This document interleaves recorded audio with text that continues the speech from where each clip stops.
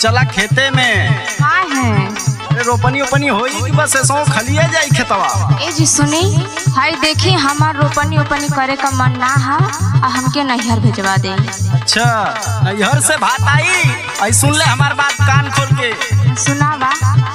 रिम झिम बर से लबर सो सपनिया हो, चलो चली धान रोप धनिया हो,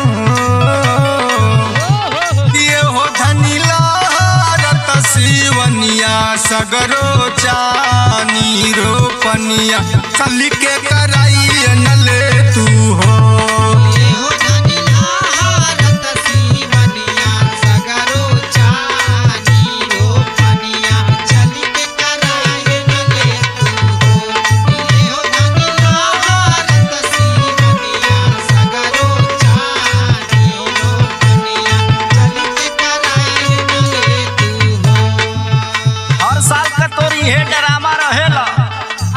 शरीरिया ना देखत हुआ कितना कमजोर हो गई।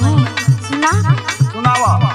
कलिए से टूटत बाड़ी हमारो बदनिया हो, एहो पिया बढ़ परसनिया हो,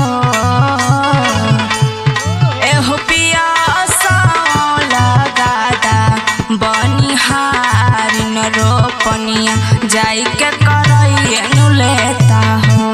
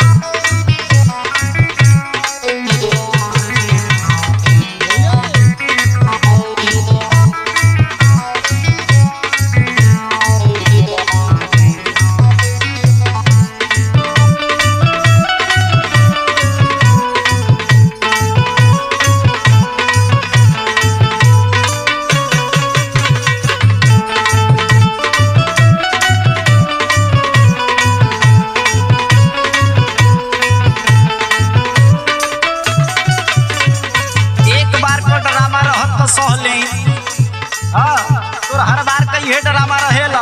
अच्छा हर बार कई है ड्रामा रहला तो घरवा का कमाऊ तू करला का? कब का हम तोरे साथ करबे न करिला। सुन ले हमरो बोला। पर साल कहली त कई देलू न खड़ा, उठल तक दिरिया हमार पर गइलू बखरा।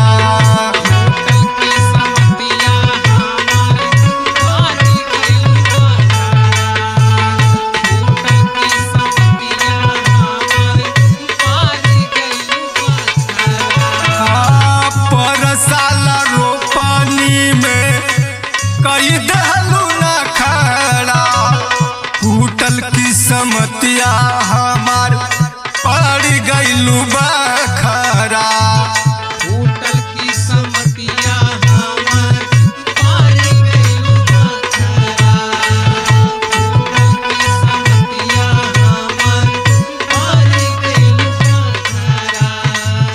दिलू नाही खाए बहुत रोटिया चटनिया हो, ये हो धनी बनल परसनिया हो,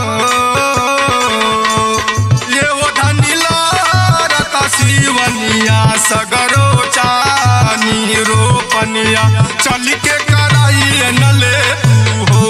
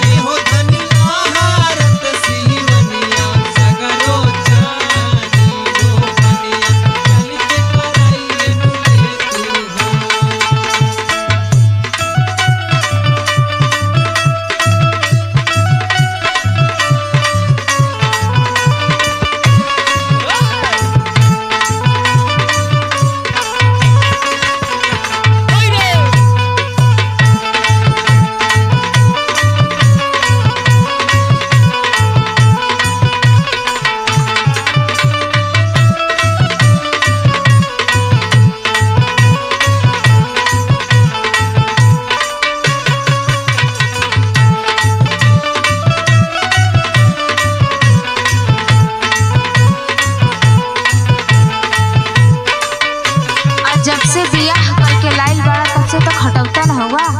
खटाई में तो का करो, काहे बदे शादी कैले बानी तोहरा से? ऐसा शादी के तो आग लगो। आग लगेबे करबी त छोटवा पकड़ ले बब्बे। हाँ चला है हमरो सुना। रहबिंदर दीवाना मोर माना पिया बतिया, नैहर में सहनी ना अतना ससतिया।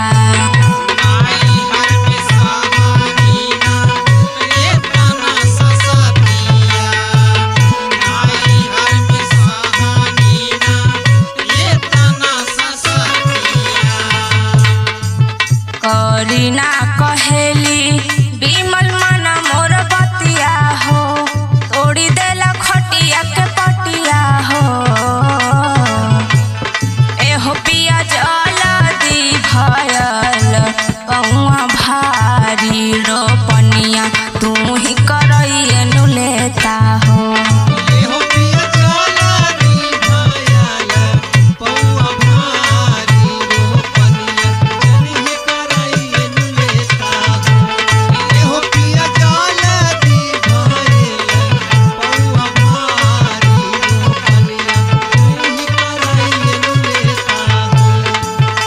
मझी मबार से लपर सो सपनिया हो, चला चल धान रोप धनिया हो। देहो धनिला रता शिवनिया, सगरो चानी रोपनिया, चल के कराइए नले तू हो।